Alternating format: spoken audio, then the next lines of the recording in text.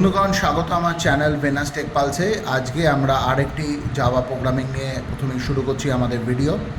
We have to input the three sides of a triangle and check whether it forms triangle or not. অর্থাৎ তিনটে side আমাকে input করতে হবে, তিনটে সাইডের ভ্যালু, এবং তারপর আমাকে দেখতে হবে সেটা স্কেলিং ট্রায়াঙ্গেল কিনা বা ইকুইল্যাটারাল ট্রায়াঙ্গেল কিনা বা আমার আইসোসেলিস ট্রায়াঙ্গেল কিনা। তাহলে শুরু করছি আজকে প্রোগ্রাম। যথাক্রমে হচ্ছে import Java dot util dot star, এই হেডার ফাইলটি দিয়ে আমি জাভার মানে হেডার ফাইলটি ইউজ করতে হবে। তারপরে ক্লাস ডিক্লেয়ার করতে হবে, ক্লাস SOLN6 মানে সলিউশন 6। এটা 6 নম্বর প্রোগ্রাম আছে, এই জন্য 6 নম্বর প্রোগ্রামের জন্য সলিউশন করেছি। পাবলিক স্ট্যাটিক ভয়েড মেন, এই মেন ছাড়া আমাদের কোনো কিছু কাজ করা যায় না। মেনের মধ্যেই প্রোগ্রামিংয়ের আসল যে প্রোগ্রামিংটা লিখতে হয়, যে কোনো প্রোগ্রামের পার্টটা পুরোটাই লিখতে হবে।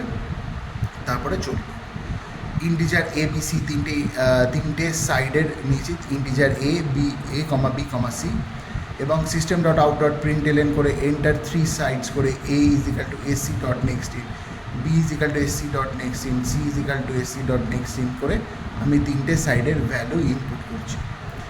If A value of A less than B plus C, logical and value of B less than A plus C, logical and value of C মানে value of side C less than value of A plus B যদি হয় তাহলে ও ভেতরের মধ্যে আসবে।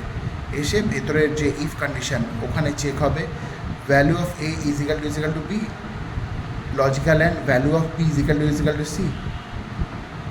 If এই both the if condition যদি দুটি ইফ কন্ডিশন যদি ট্রু হয় তবেই এটা হবে ইকুইল্যাটারাল ট্রায়াঙ্গেল।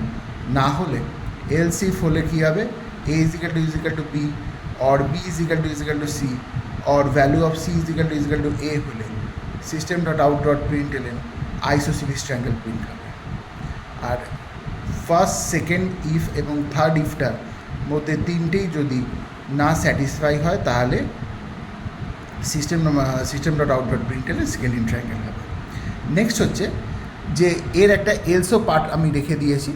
যদি এই তিনটে কন্ডিশন স্যাটিসফাই হওয়ার পর স্কেলিং ট্রায়াঙ্গেলে যখন কোনো স্কেলিং ট্রায়াঙ্গেলে কোনো সাইড কারোর সাথেই সমান নয়, সেটাও যদি না হয়, আমি উল্টো পাল্টা কোনো এমন ভ্যালু দিয়ে দিলাম যে সেখানে কোনো ভ্যালু অনেক ছোটো 0 ডিগ্রি নিলাম বা 0 কিছু নিলাম, তখন কিন্তু এটা ক্যানট ফর্মের ট্রায়াঙ্গেল আমাকে দেখিয়ে দেবে।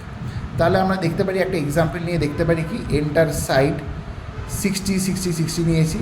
এবার আমরা যদি দেখি ফার্স্ট কন্ডিশনে 60 less than 60 plus 60, yes, and B এর ভ্যালু 60, A প্লাস C কত 120, 60 প্লাস 60 অ্যাড করলে সেটাও ট্রু হচ্ছে।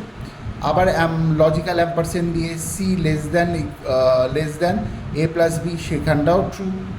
তারপরে ভেতরে এসে আবার সেকেন্ড ইফ কন্ডিশনে আমরা দেখব কি, A is equal two B 60 is equal two 60 and logical and B is equal two C 60 is equal two 60, তাহলে এটা ইকুইল্যাটারাল ট্রায়াঙ্গেল হবে। নেক্সট আর একটা প্রোগ্রাম নিয়ে আমরা আলোচনা করি। We have to accept mark obtained by a student in the computer application and print the grade accordingly. যদি মার্কসটা অ্যাভাব 90 degree হয় গ্রেড হবে A, 70 to 89 হলে গ্রেড হবে B, 50 to 69 হলে গ্রেড হবে C, আর বিলো 50 ডিগ্রি হলে গ্রেড হবে D। ঠিক সেরকম import Java dot util dot star দিয়ে আমি আমার হেডার ফাইলটা দিয়ে জাভা প্রোগ্রাম শুরু করলাম। ক্লাস সলিউশন 7, এটা হচ্ছে solution 7, public static void main scanner SC, new scanner করে সিস্টেম ডট ইন। এবার ইন্টিজার C আমি একটি ভ্যারিয়েবল নিলাম, system dot out dot println enter marks in computer application, C is equal to SC dot next, ইন্টের মধ্যে দিয়ে আমি যে মার্কসটা কম্পিউটার অ্যাপ্লিকেশনে দিচ্ছি সেটাকে ইনপুট নিয়ে নিলাম মেমোরির মধ্যে। If C greater than is equal two 90 তাহলে প্রিন্ট হবে সিস্টেম ডট আউট ডট প্রিন্টএলএন করে গ্রেড A প্রিন্ট করবো। If else C greater than 70, logical and C less than 90 হলে system dot out dot প্রিন্টএলএন grade হবে B। Else if C greater than 50 ampersand logical and C less than 70 হলে system dot out dot প্রিন্টএলএন grade C। Else system dot এর থেকেও নিচে যদি কোনো marks হয় 50 নিচে তাহলে তখন আমাকে গ্রেড ডি দেওয়া হবে।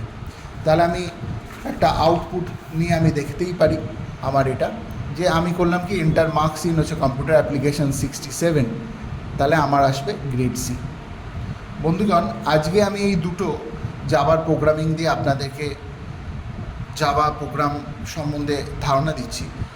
ভবিষ্যতে আমার পরের ভিডিওগুলিতে আরও প্রোগ্রামিং আসবে, আপনারা দেখতে থাকবেন।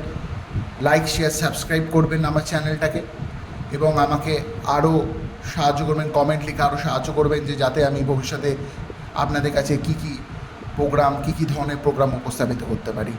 এবং ওপরে আমি লিঙ্ক দিয়ে দেবো, যেখানে মাধ্যমে আপনি আমার আগের জাভা প্রোগ্রামগুলির ভিডিও দেখতে পারবেন। আজকের জন্য এইটুকুনি, আবার খুব তাড়াতাড়ি শীঘ্রই ভিডিও নিয়ে আসছি। নমস্কার।